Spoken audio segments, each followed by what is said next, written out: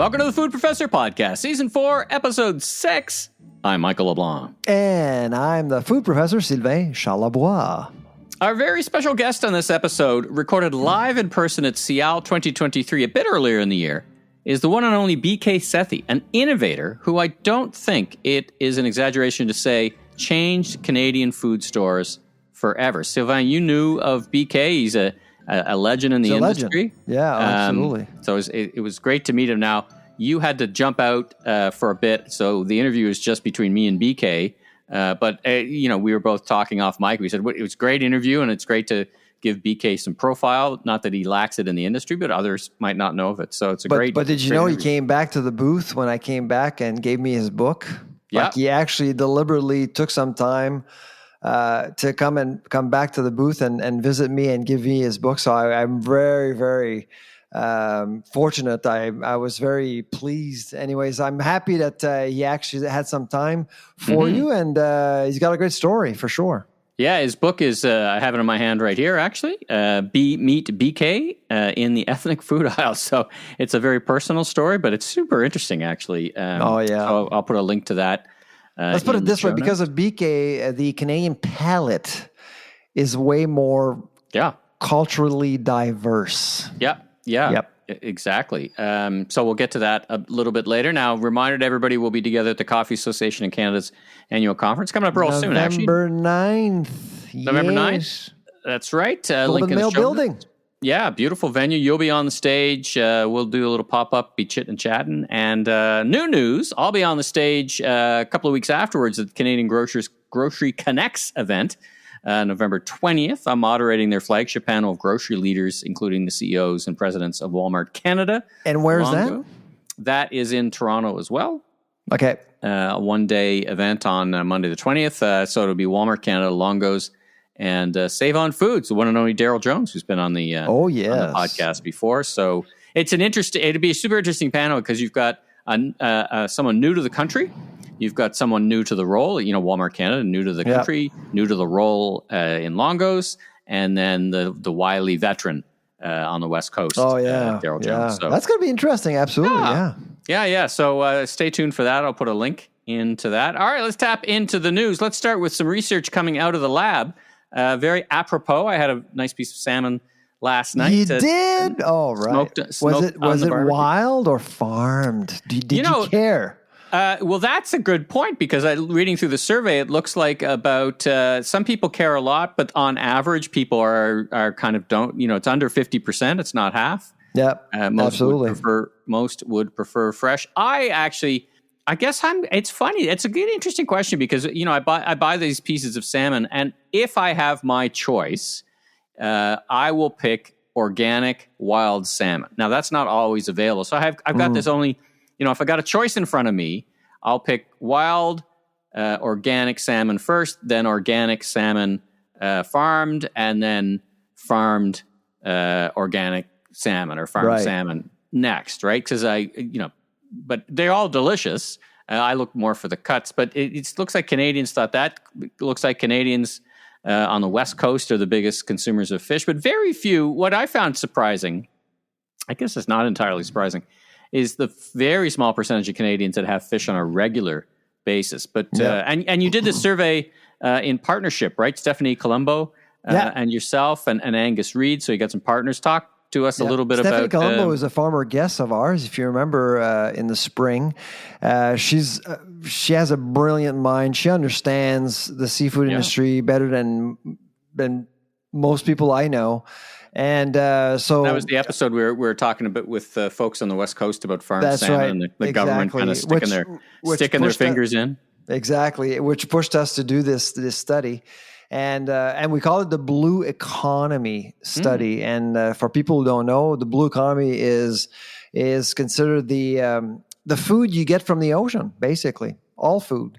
And I honestly always, I've been at Dow for 8 years now. I actually do think we don't talk about the Blue Economy as much as we should. We're Canada's surrounded by water. There's this wealth. Food is everywhere. Protein sources are everywhere, and yet it is totally misunderstood and frankly undervalued Yes, Canadians actually do eat fish and seafood on a regular basis, but to your point, the frequency is not that high. It's about 87% Canadians actually will eat seafood regularly, but it's basically once a month, once every 2 weeks, which is not necessarily as much as what the food guide is suggesting right now. Sure. Yeah. I mean, what about yourself? How often do you have, you're on the, it was also interesting. The East Coast didn't seem to track very strong in terms of That's the other thing that really, and frankly, I wasn't surprised by results. When you move here, you're saying, oh my God, we're going to have fish and seafood every day. Yeah. We're going to have salmon for breakfast. Yeah. And nobody really, if you want to buy seafood and fish in the Atlantic, you go to Canadian Tire at the Canadian Tire parking. That's where people buy their fish and seafood because those are best deals and they're fresh. People don't go to the grocery store. If you remember during COVID, if you remember the data, sales data out of COVID over the first 3-4 months, seafood sales basically went through the roof everywhere in Canada except the Atlantic. It went up 1%, while in Ontario, where you are, seafood sales went up 20% because restaurants were closed. Where do you eat seafood typically? At the restaurant. So people wanted to eat seafood at home, so they bought seafood. But in the Atlantic, they went to Canadian Tire. So interesting. I mean, my last time on in Halifax a couple of weeks ago, visiting my great friends Andrew and Karen, they took me to a seafood store, and we bought some of the freshest lobster.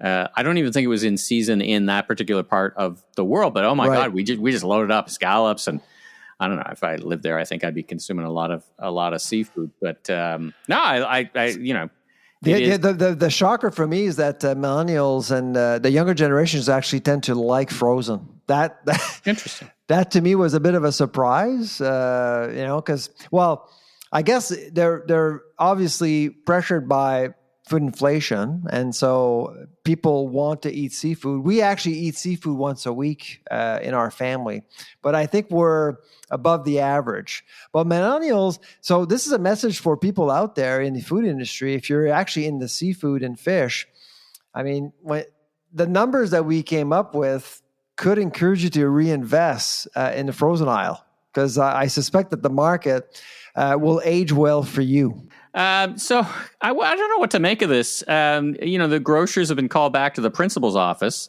The grocery recall. The grocery recall. Grocery recall. Now, I was reading some of the details, and you're obviously closer to this than almost everyone except the grocers. It looked like the Ag Committee passed the motion versus the Minister Champagne, or what's going on here? This is Parliament. Yeah. What's Parliament? What's going on here? What do they hope to achieve? You had some strong thoughts of it on social media. What do you think of all this? Did you see my comments in the Globe and Mail today? I did. They were pretty clear. Well, for the competition, for the minister that owns competition to be asking them not. But it's not the minister. It's not the government. It's Parliament. Okay.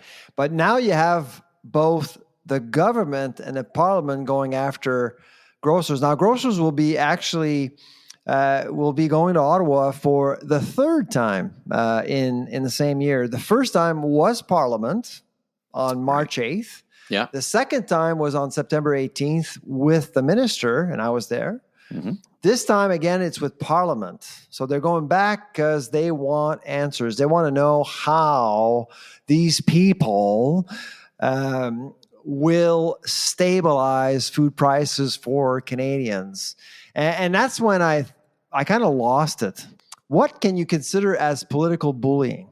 I mean, at some point, it's political harassment. And frankly, for a government to come in, or Parliament to come in like this, I mean, at some point, when are you going to consider all this as being state-coordinated collusion? I mean, at some point, something's got to give. And frankly, these people have a job to do. They have a business to run. So you can politicize the hell out of food inflation. Okay, no problem. You're down on in the polls. That's but you want to control the cost of living narrative? Fine, that's great. But what's going to happen, Michael, to be honest, Ottawa can do a lot of different things. It's not going to influence strategy at all. It will never influence strategy. And grocers will play the political game. And when you walk into a grocery store in months to come, you'll see a bunch of signs saying, sale this, discount that. But in actuality, all the sales and discounting that you'll see will have nothing to do with Ottawa. It would have everything to do with the market. I was hoping that on the upside, when I think it was you that said the grocers are coming back. I think that's the first thing that caught my attention. That, oh, great, the government's finally going to come forward with their proposition about what they're going to do. We talked about that last episode or the episode before, and you testified. You did your testimony. I finally did it, yeah. And you were holding up some great product from one of our prior guests, actually. You brought props. Good for you for bringing props. That said, listen, this thing is it actually worked. I wasn't sure about when I walked into the room, I wasn't sure if I was going to do it, but I got the right question to do it. Because a prop, you can't really force it on people. It's got to be done at the right time. And I was given, I was thrown a bone by a member of Parliament and made a point. I mean, we're taxing good food in Canada, perfectly good food in Canada. Started with Made with Local. I was just going to say, so for the listeners, Made with Local, you brought a couple of Made with Local bars, which I always travel with, by the way. If you're not enjoying Made with Local, and Sheena Russell, a former guest of ours, delightful CEO. I mean, she's amazing, super smart, making great product here in Canada. Fantastic. On LinkedIn, I apologized to her for not telling her in advance. Yeah, because my post on LinkedIn was viewed by like a lot of people, and she said no apology necessary. All ink is good ink. Well, I can only double down on what you're saying about, and just for clear, if you're first time listener, we've talked about this before, that there's a snack tax that the government can quickly remove and save Canadians a lot of money on product that really shouldn't be taxed. It just happens to be. It's almost like collateral damage or unintended consequences. That's right. Policy, and I haven't heard the government come forward. It was interesting because today they were in social media talking about their GST cut on rental housing that seems to be having some genuinely good effects. So it's not like they can't come forward with some ideas of their own. But I don't know. I guess the circus. When's the circus in town? When is all this happening? When do the grocers have to go? November 2nd. November 2nd. All right. 2 days after Halloween. Well, speaking of Halloween, spooky, nice segue. Spooky. Let's talk about TrickFlation. Yes, you call it trick. Hey, that's a good one. I should have thought about that one. TrickFlation. TrickFlation. The cost of you've seen some fairly one-off kind of posts about some very expensive boxes of chocolate. I can find a lot cheaper in different places, but it looks like to me that the size of the portions has gone down significantly, which, by the way, isn't a wildly terrible thing. But for the kids, are like they got to do as much trick-or-treating, twice as much trick-or-treating to get half as much food in that pumpkin head. What do you make of all this? Well, exactly. I mean, I basically told my kids, well, think of it as income tax, but for kids. It's a life lesson. There you go. It's a good life lesson. So we know about shrinkflation, and of course, the manufacturers have a way to sell us an illusion that we're not really buying less for the same price. Mm-hmm. But Halloween is challenging because these products appear on shelves like only a few weeks a year. Yeah. So when they come back on shelves, you kind of noticed. You can't really, use time in your favor as a manufacturer and say, well, they won't notice. Well, when your Rockette is half the size, or when your Reese's Pieces Buttercup is not even bite size for a toddler, you notice. And the parents are going to notice because, you got to make sure everything's good in the basket. So you have a little bit of... You got to test. That's what I call science. You got to test. Right. You got to open up those M&M packs. I found an M&M pack with 2 M&Ms. 2. Come on. That's a lot of work. That's a lot of work. You have arthritis. Yeah. I mean, that's a lot of pain for 2 M&Ms. Yeah, well, it's disgusting. Should be illegal. It's just crazy. My Oh, goodness. but listen, we are talking about candies here, okay? Let's put things into perspective. So if your kid has to walk a few more miles, hey, so there's an be upside it. there. There you go. There's an Exactly. upside. There you go. Look at you. Always the glass half full. Speaking of the glass half full or half empty, I don't know what to make of this either. You got into it a little bit. I guess it's part of your work you're doing on the food report with Stats Canada, who seem to be having some tables that didn't make sense. Now, they responded to you, I saw in subsequent posts, articulating why they did what they did. It wasn't time series. It was this, it was that. So for those of us not steeped in the world of food statistics, what did you find out, and is there any kind of resolution? So as you know, we're preparing Canada's Food Price Report, which will be released on December 7th this year, our 14th edition. And so we're heavily into data right now, and what we've noticed, and Stats Canada actually made some changes to their list of reference food products, not the CPI, but if you go on their website, there's a list of different products, and we want to use that as a backdrop to test some things, only to realize that there were two databases that were basically that were contradicting each other. So let's say, for example, you're looking at a price of bacon in November of 2021, you got two prices. So for 5 years between 2017 and 2022, you had two databases running concurrently, giving you different prices. Quantities are the same, the products are the same, different prices. So we basically asked StatsCan, what's going on? Like, which price should we take here? And so their answer, as you just mentioned, is to actually use the earliest database. But again, you got to wonder, like, is this really what's going on here? Can we trust the data StatsCan? And if that's confusing, what else is confusing within the CPI that they don't really disclose? It goes back to our discovery with the Bank of Canada, with the carbon tax. Around how they came up with the carbon tax, yeah. Often I find that we don't really necessarily ask questions about where the data is coming from all the time, and we just take data as fact. And of course, the response that we got from StatsCan was predictable. It was, our methodology is better, it's stronger, we're working on it, it's going to be better in the future, blah, blah, blah. But it doesn't address the issue of why the hell are you presenting online two databases telling two different stories? So, by the way, there were 17, and this is the agenda argument. It wasn't just one item, right? It wasn't just one item. It was 17 items, but here's what's going on. Hey, out of 17 items, 14 of them are now lower priced. So is there an agenda? Is there an agenda? Are we? Wait a minute. Let me pick up on your musings there, because it's not like, I think of Stats Canada as fairly apolitical. I mean, they're influenced by the government, but I don't perceive that the government sits down with them and says, "Okay, I want you to craft tables and confuse people about the price of things." And I'm not arguing that. What I'm arguing is that people will think. People will think that something's going on. I saw that on social media, right? That's the Trudeau government. And to be clear, it is not reality. The perception that the government is noodling around with what you came up with. I do not believe that Statistics Canada is politically motivated whatsoever. We're just talking about a scientific glitch in the matrix. Since you love the movie. I am a big fan of the movie.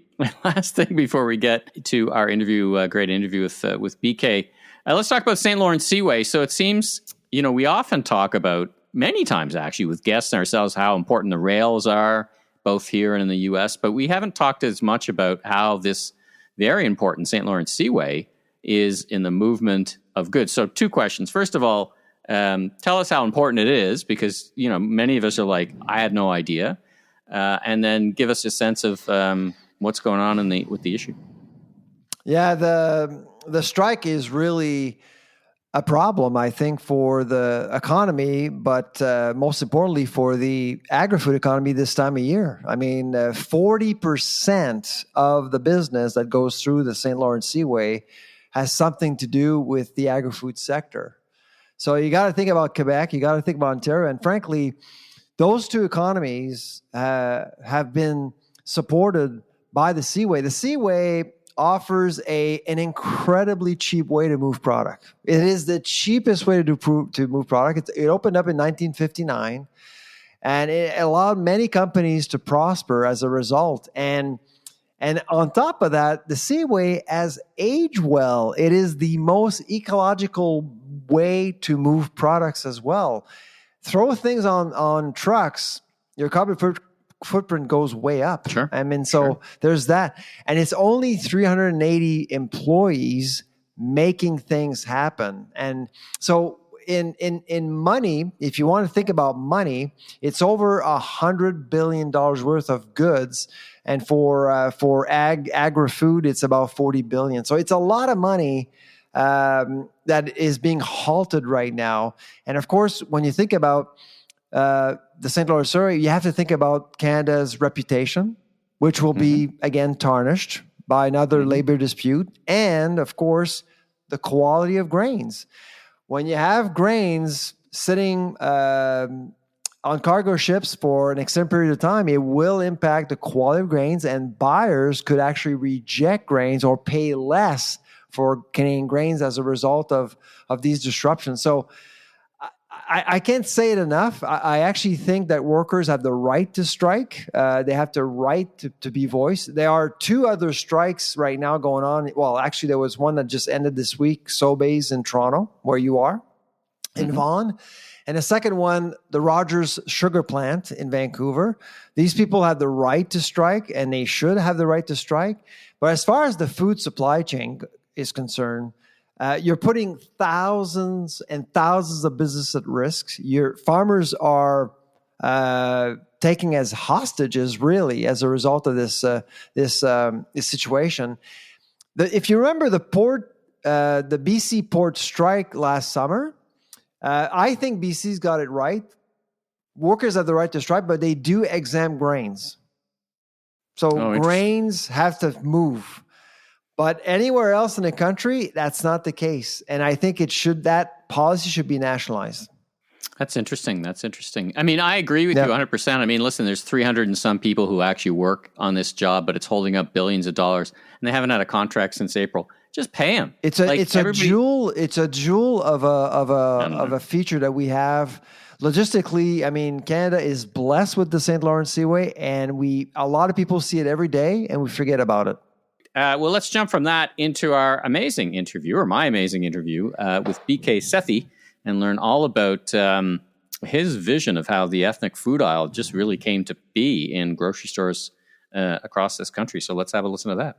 BK, welcome to the Food Professor podcast. How are you doing this morning? I'm doing very good, sir. Thank you for bringing me in. Well, my pleasure. It's a pleasure to meet you. You're a legend in the industry, and I think if someone had a dictionary of innovators in this country, you'd be in it. So it's a real treat to chat with you for a little bit. Thank you for making some time for us. Now, it's a real busy week for you because in addition to Seattle, and you're on the stage talking about what you do and your insights, you're also hosting some folks in from India, I believe. Like, it's a very busy week for you, right? Yes, it was very busy. Last about 4 weeks have been busy in planning.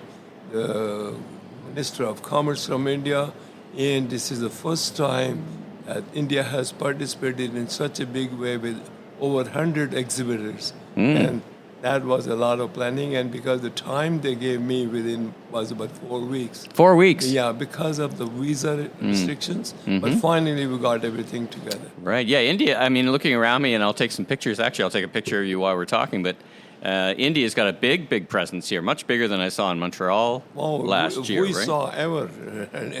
Right? Yes. And tell me what's driving that interest. I mean, they have someone like you who can help make it happen, but clearly India is looking to grow their markets and I mean, expand their food, export their food. Is this what is driving their presence here at Seattle? Yes, sir, because I think the new government and the economic development they are looking for more markets, bigger markets with their excellent products. And not that they are only looking now, but they have been looking, and we've been requesting them to come and make a presence in the market. that makes a lot of difference so that you can see it. But finally, about 3 or 4 years of persistence, they agreed to it. And this year, India is really coming up very strong, not only in Canada, but other parts too. Right. Now, is that a dual strategy of, in Canada, for example, there's hundreds of thousands, if not millions, of Southeast Asian, Indian people who look for food, but also to introduce it to all Canadians. So is it a dual track strategy, if I can describe it that way? Yes, you're right. I think the South Asian population itself is growing the fastest within the ethnic segment. And we are approximately 1.1 in GTA and 1.7, 1.8 nationally. That's South Asians only. The food-wise, yes, those people have to eat their own food. But with all the influx of immigrants and also our Canadians being more familiar with the South Asian culture, South Asian foods, and their desire for variety in their food. Their palates have changed. They want a little bit spicier, hot foods. And finally, the internet has brought the globe together, and you can just type a word curry and you'll see all kind of things, or you can see oyster and you'll see oyster sauce and everything. Right. And that is helping us a lot. And the final point is because the second generation children, your children, my children, they go to the school, learn the same things, and have the same habits. Children don't differentiate at all. For them, everybody is the same. Sure. And when they learn other cultures, and the lunchtime somebody brings pierogies, and John goes back and says, "Mom, I want pierogies." Right. What is pierogies? So that's how they learn. I think that makes a lot of difference. It's a super funny. My wife was an immigrant. She came over from Portugal when she was 4 or 5 years old, and she often tells a story how she was bringing her family's food for lunches, and she'd look around, and everybody thought what she was eating was super weird, right?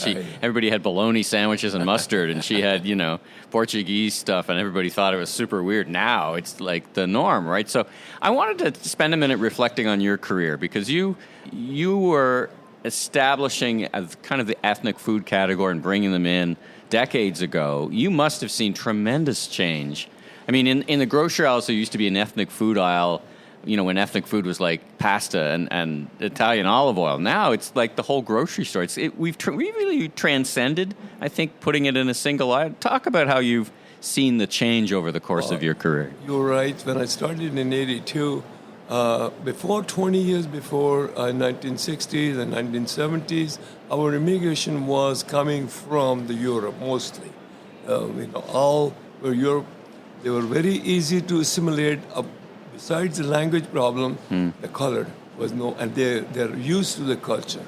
Now, in 80s or late 70s, the immigration came from Asia, Southeast Asia, Vietnam, Southeast Asia, and other parts like even Caribbean and Middle East. So, and they were classified as visible minorities because they were visible versus our European. So, and when the influx of these segment of people, consumers came in, and I saw a great opportunity. At that point, in all our supermarkets, we had international sections, international aisles. Right. We have special food aisles, imported food aisle. Nobody used the word ethnic. And while all these newcomers are ethnic, they want their food and they classify them as ethnic food. So I created the ethnic food category to start with, to understand what is the ethnic food and how can you attract them to your stores. In such a big number they're coming, you want them because your consumer base or your customer base is changing. Mr. Grocer, your customer base is changing. You have to give them what they want or they're going to go somewhere else. That was hard sell because the turns are lower, the prices are higher because of the cost of doing business with the mainstream. And I concentrated only on mainstream. There were two reasons. One is to make the product available worldwide, mostly maximum areas, as well as it will help the immigrants to assimilate into the Canadian culture rather than going back to their own ethnic store and speaking the same language. They will never be able to expand their... Because that is typically, you're right, New Canadians typically, and my wife shares the story, you know, small little Portuguese store, very small specialty store that was just, you know, about the size of this booth here, but it would carry all the specialty, right? But really then you're staying within your circle, within your language. Exactly. Interesting. But I think that helps when you get into you understand the culture, how we do the shopping in the mainstream stores versus ethnic store. You know, you make a deal and then after payment, you still want to get some more.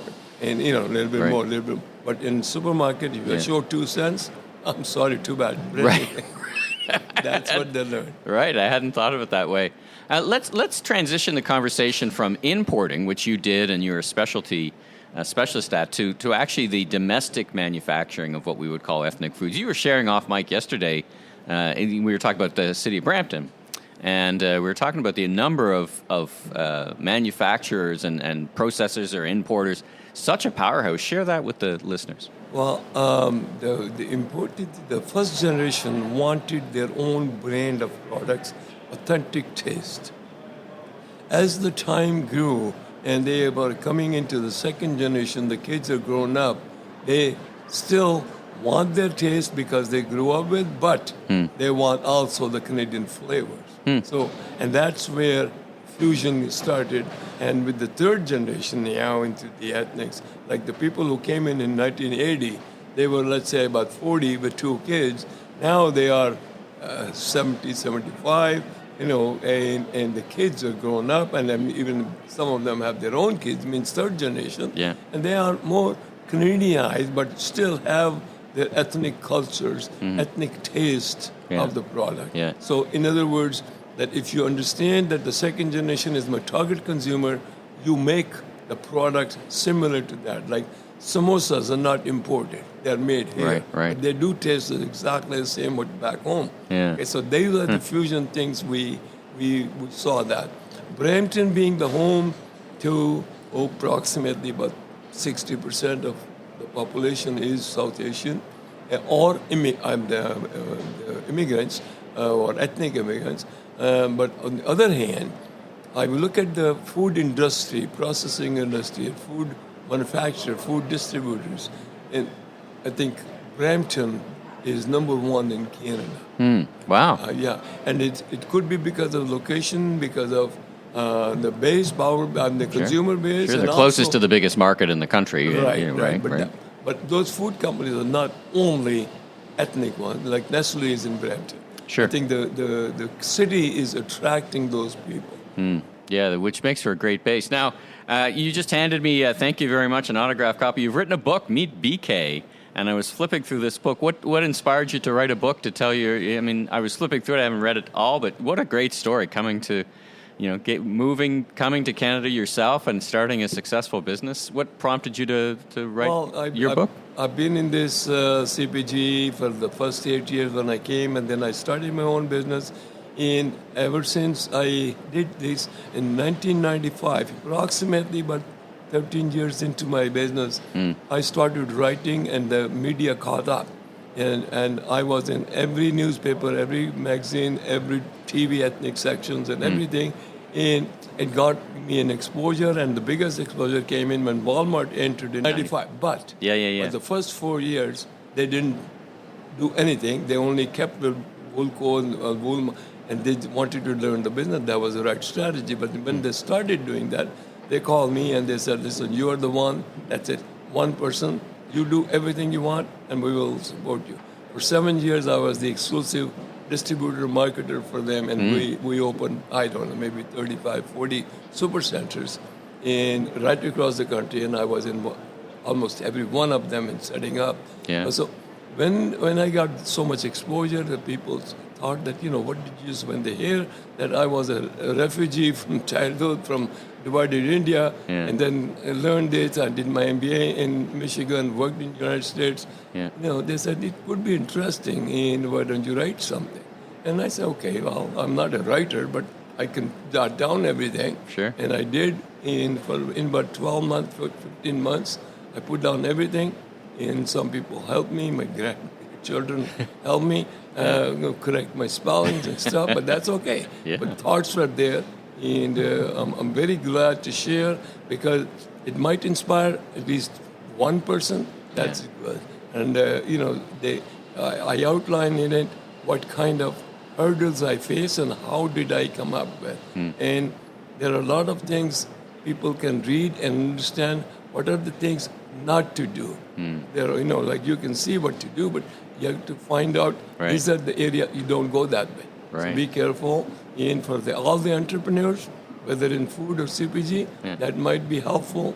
That's an example. Well, it's magnificent of you to share those kind of insights, and I'll put a link. Where can we find the book? Is it on Amazon? It's on Amazon. Perfect. Yes. I'll put a link into the show notes. What's next for you? You've had an intensely busy month, maybe some vacation time, but what's next for you and you and your business? I can't rest, but because my rest is my vacation. I enjoy working, and because the reason I work is I enjoy it. Right. That's it. That's why you play golf. That's what I do. I want if I don't have anything, I'll find somebody to help somebody. Right. I'm a advisor with Canada Chamber of Commerce. I do Schulich Business School lectures sometimes visiting, as well as I do with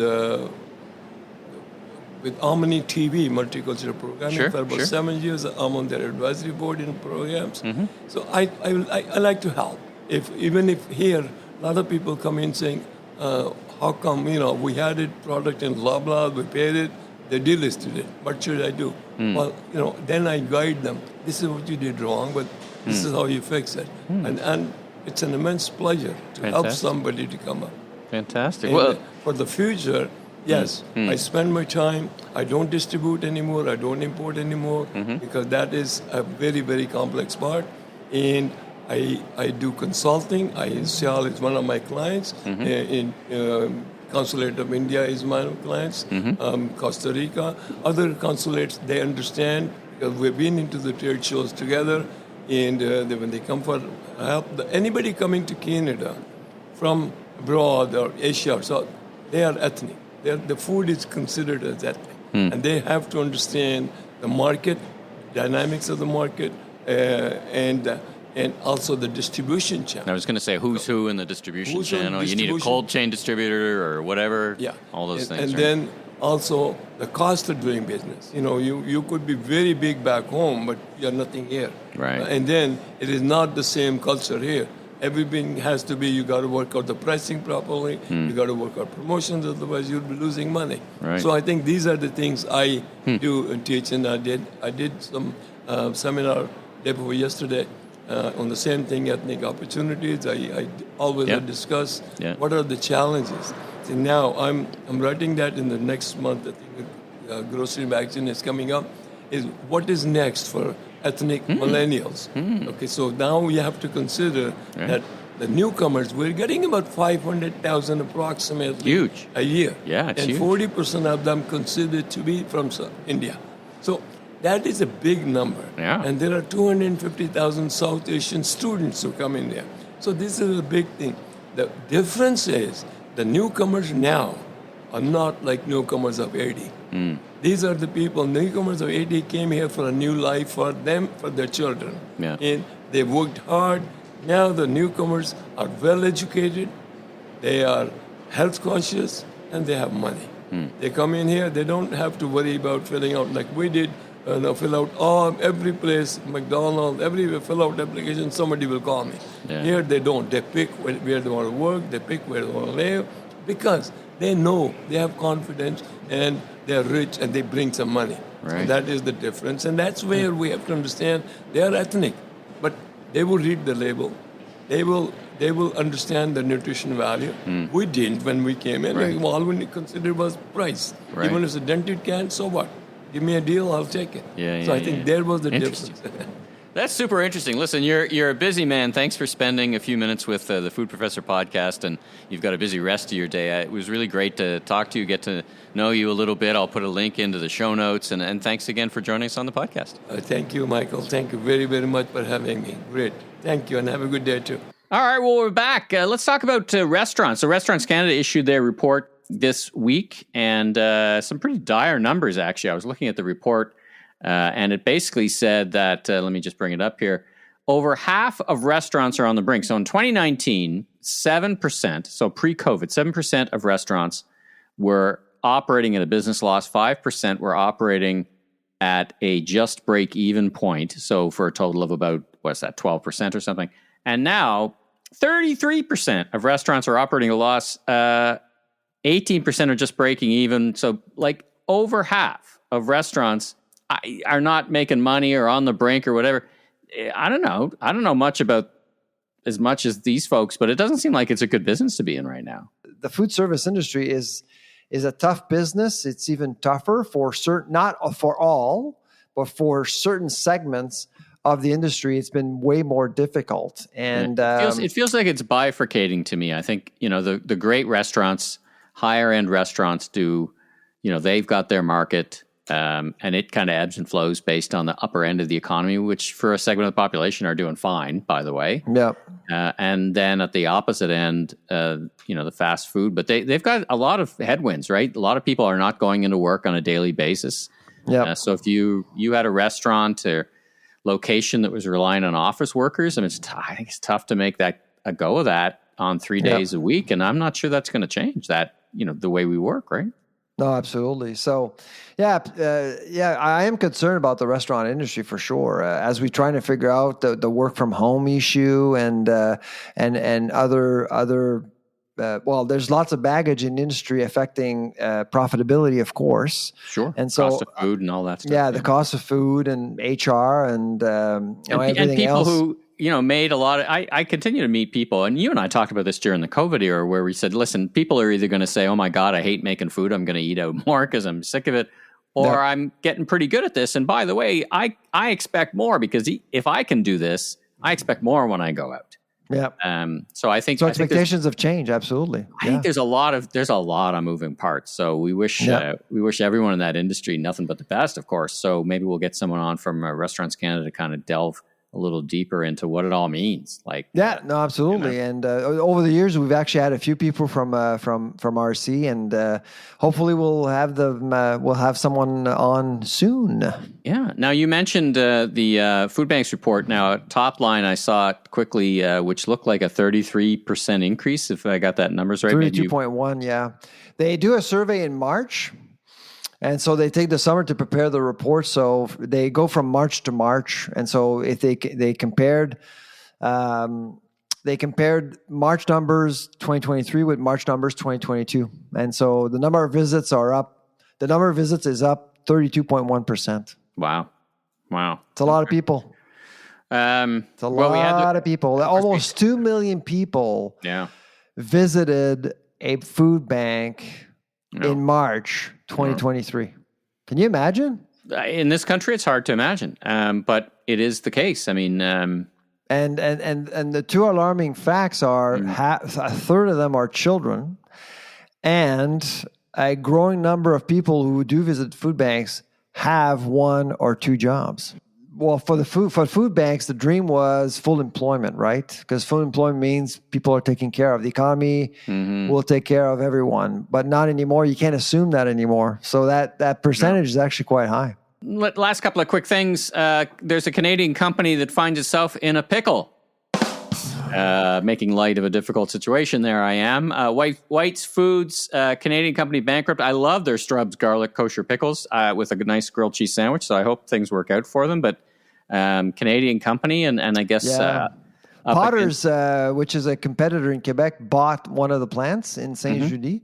So I don't know what's going to happen, to be honest. They're not going to recover. They are going bankrupt. They're closing. They sold that plant end of September for about $8 million, I think, which is a bargain. That company had $60 million in debt, so they couldn't recover. I find it actually, I was a bit surprised that no other companies would have come in to buy, given the consolidation going on in the industry. Mm-hmm. I think basically you had some vulture capitalists just waiting for the company to die to buy pieces companies were interested in. And that's probably what the Quebec-based company did. They were just waiting for the company to fold. Right. Well, hopefully somebody buys the Strubs brand, because it is my favorite brand of garlic kosher pickles. So. It's a well-known brand. Yeah, the company value was around. There. Value in the brand for sure. The company was around since the 1800s. Last thing, co-founder of Harvey's hamburger chain, almost called Humphreys, I didn't know that, passed away at the age of 96. George Sukunrak. Without him, he's a Polish immigrant born in Poland, came to Canada at the age of 6 months. Became a lawyer in 56, but then he started a hamburger chain, and I love Harvey's and their fries, and I think they're owned by Recipe now. I think they are as an organization. That's right. Yeah, it's a great chain. It's a great chain. So and what a legacy. There you go. There's a legacy. That's right. Homemade, Canadian icon, and so we wish our thoughts are with his family, and congratulations on accomplishing something that's been around this long and all that great stuff. So 96. That's a great life. That's a good run, as we would say. He got extra pickles on that one, for sure. Boom, boom. There you go. All right. Well, this great episode. Thanks to everybody for tuning in. I'm Michael LeBlanc, consumer growth consultant, keynote speaker, and industry podcaster. And you are? I'm the food professor, Sylvain Charlebois. Well, Sylvain, have a wonderful week. Next week, when we do our we're doing our chit and chat, and I'll be doing it from the great city of Vancouver. So I look forward to speaking with you from the West Coast. Maybe I'll load up on the fish while I'm out there. Actually, I think I'm going to be in Calgary by the time we record. So yeah, I will be in Calgary next week. All right. Well, Western Canada bound. Well, safe travels to you, my friend, and speak to you next week. Take care.